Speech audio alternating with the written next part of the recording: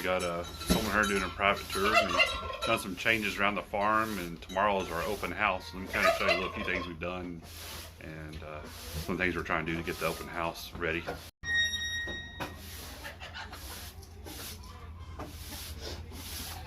So as Samantha likes to say, we are a working farm. You see kind of how it is, and we've already started cleaning up a lot, but you know, by tomorrow we're gonna have to clean up everything else, and we try to make it as nice as possible out here. The chickens like to roast themselves. Right. The barrel is hot. Yeah, barrel. We've got a new burn barrel. People that have seen our rusty ones falling apart, we got a new one. So it looks like they're cooking themselves. Some roast chicken. Right. I found the old bell going through some of my stuff, and I put it on Money. It's now Money ding dongs every time she walks. But there's a good reason for that. So critters like bobcats and predators, they don't like dinging bells. So that's why you put dinging bells on your animals. One, so you can always find them, which is not a big problem for us here. But it keeps the predators away. So that's why also, if you start looking around our property, you'll see on one of the new posts that we put up, we have wind chimes. And so we're putting wind chimes around too. One for us for prettiness, but helps keep the predators away too. New alfalfa. Yum. Oh, what are you doing? Money poo. This is one of our newer things we're doing. So when we walk out, when we do tours, we used to have to go all the way back around because this gate right here wasn't that accessible. So we added now to it's real easy. It's got it up and going. So up here, we'll eventually paint this right here, and it'll say to the goat corral. I have this post right here, so I can do a brace over, and this will be a brace because we're going to replace all this fencing back here. So we replace that, but we got to still replace this corner right here. This is new since the last open house. We got this goat shed from our neighbor, and we put a new roof on it.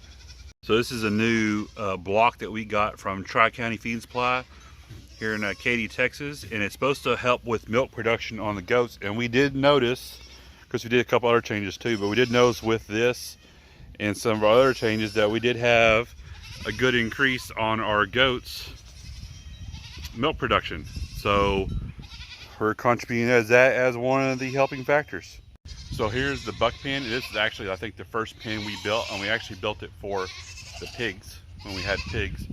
But let me show you some of the changes. We're going to do a major change on this front wall. Let me show you some of the changes we're probably going to do next Tuesday. So one, this is before I knew we had the nifty gate latches, which I'll show when we show what we did. So the one, because this post and stuff sags and whatever else, this doesn't work.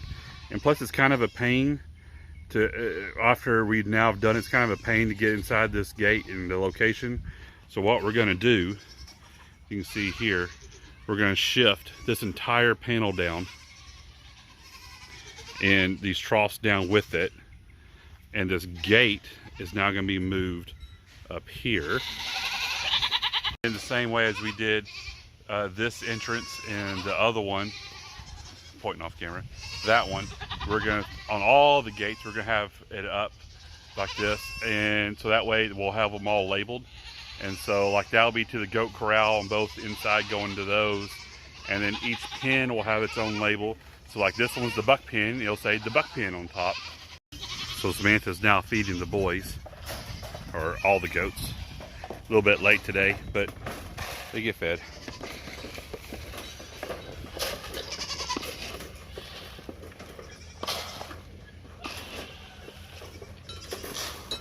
But also on these gates, what we end up doing, one, we reverse the way the gates go back and forth. So that way it's more of a triangulated, so it's better for the gate to swing.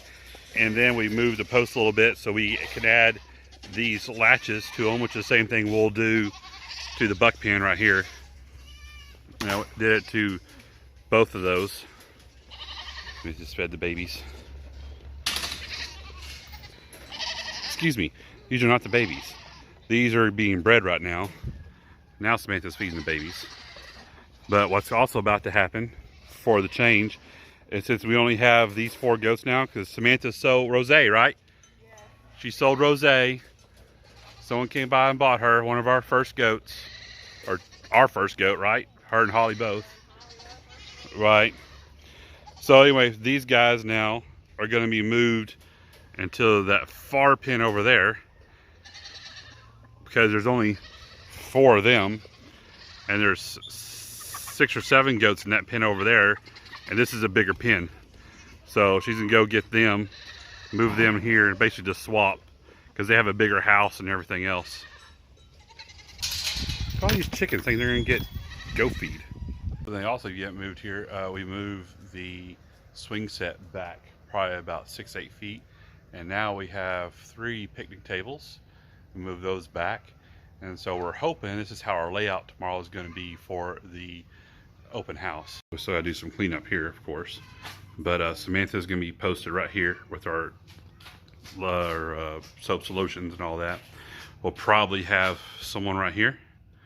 We'll probably have 1 or 2 people right here. That back fence line will be rolled with people, and then we'll have another 3 or 4 right there. So we should have a full house tomorrow. Everyone just in the backyard itself. But anyway, that's it. Tomorrow's the open house, 10 to 2, and we'll actually be open from 10 to 5. Some of the vendors might stay later. Just depends on how busy it is and how hot it is. But we love to see y'all tomorrow, so come on out. It's free to come.